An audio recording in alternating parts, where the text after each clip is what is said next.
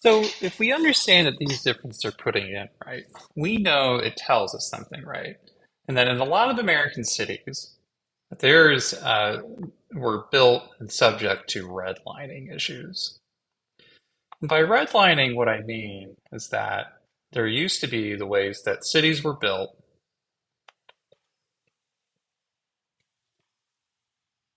uh, and to be exclusionary.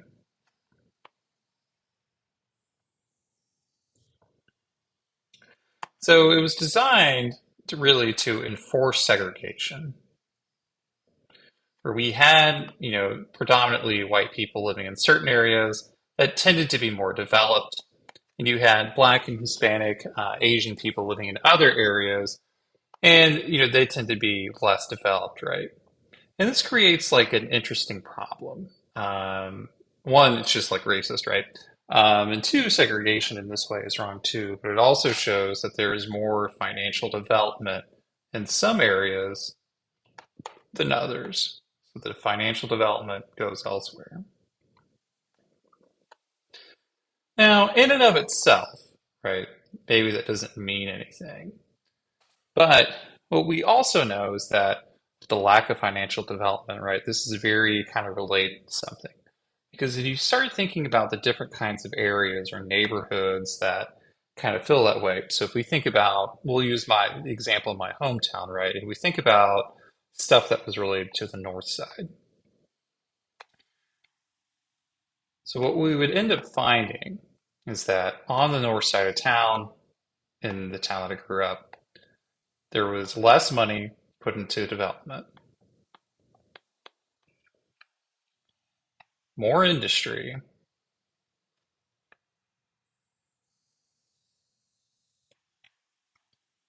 there is fewer jobs,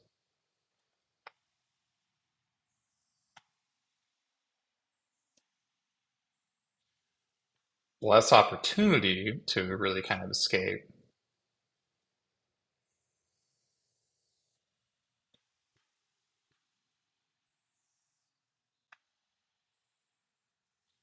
And you also run into this issue, right? But this is, predominantly communities of color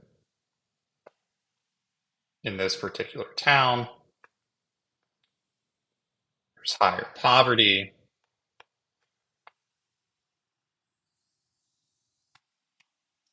and more signs of physical and social disorder.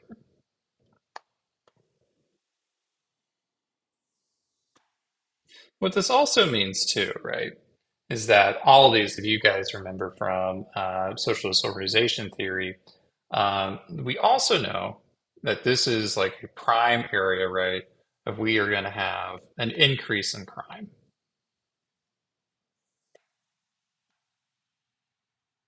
The other part too that is part of this, right, is that when we think about back to this town, right, what's differences, right, is that if we think about these people who live in these different areas, finding the right color, sorry, right, we would find a pattern that comes into place, right?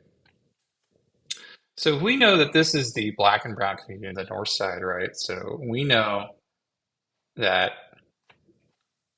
these people, if I draw it out, right, just as a stick person, these people, so if they want industry and there's a lack of development going into it, you're right, but they need to access a store, they need to get a job or something like that. People on the north side are going to come back down here, right?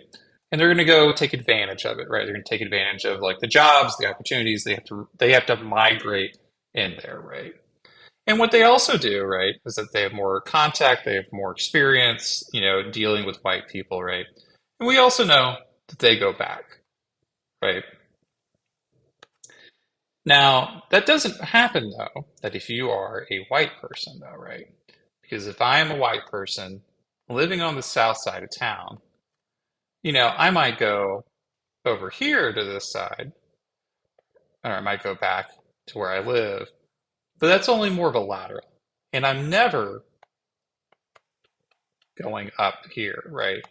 It's like an invisible wall because there's no development, there's no industry, And there's probably in a lot of cases where, I am leery or I'm scared of that area, where people think that, right? They think it's a dangerous area. You shouldn't go there, be conscious of it, right?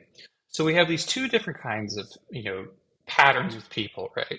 Black and brown communities have to like interact with white spaces, right? And white people, unless they choose to, and many don't, stay in like white spaces, right? So they have less contact and less frequency with black and brown communities, right? That are also marked, as we discussed, right, by high forms of disorder and crime, alcoholism, and so on, a whole host of other social problems, right? So we'll pause here and then we'll pick up in the next video.